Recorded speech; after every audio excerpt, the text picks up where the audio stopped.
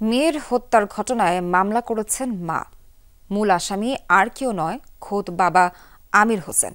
গ্রেফতারের পর আদালতে স্বীকারোক্তিমূলক জবানবন্দিও দিয়েছেন তিনি। পুলিশ জানায়, পরিবারের অমতে বিয়ে এবং বিচ্ছেদের পরও সাবেক স্বামীর সাথে যোগাযোগ রাখার কারণে ক্ষুব্ধ হয়ে মেয়ে আনিতাকে হত্যা করে আমির হোসেন।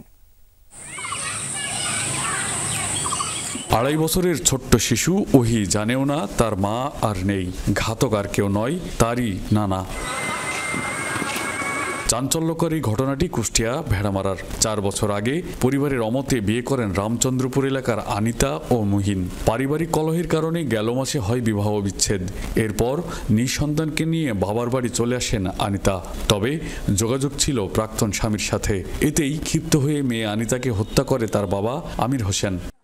এটা একটা ব্রেন চাইল্ড দিছে, যেমন 2 দিন পরে কয়েকদিন পরে একটা আপসনামা জমা দিবে, ওনার স্বামীর উনি বাড়ি করে নিয়ে আসবে। আমার স্ত্রী হত্যা সঠিক বিচার আমি পাবো না। আমার ছেলে যদি ওর সাথে ওর সম্পর্ক ভালোই না থাকতো তাহলে কোনোদিন ওই ছেলে এরকম করে না। এখনো কবরে যাই কান্দে। বিয়ে হয়েছে, এখন 2 দিন পর গ্যাঞ্জাম হয়, ওর ভাত খাবে না, আবার ওরাও করে গ্যাঞ্জাম করে।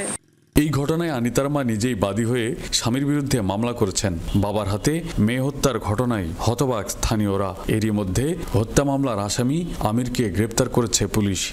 জামাইয়ের কারণে, আর কোনো কারণ নেই। বাবা আমার অস্বীকারোক্তি দিয়েছে, ওকে ধরা আছে, ধরার পরে অস্বীকারোক্তি। আমরা আমির হোসেনকে গ্রেপ্তার করতে সক্ষম হই এবং তাকে বিজ্ঞ আদালতে প্রেরণ করি। সিআরপিসি 164 ধারা মোতাবেক জবানবন্দি, স্বীকারোক্তিমূলক জবানবন্দি রেকর্ডের জন্য আমরা আবেদন করি। সোমবার আদালতে স্বীকারোক্তিমূলক জবানবন্দি দিলে আমির হোসেনকে কারাগারে পাঠানো হয়। রুহুল আমিন বাবু, যমুনা নিউজ, কুষ্টিয়া।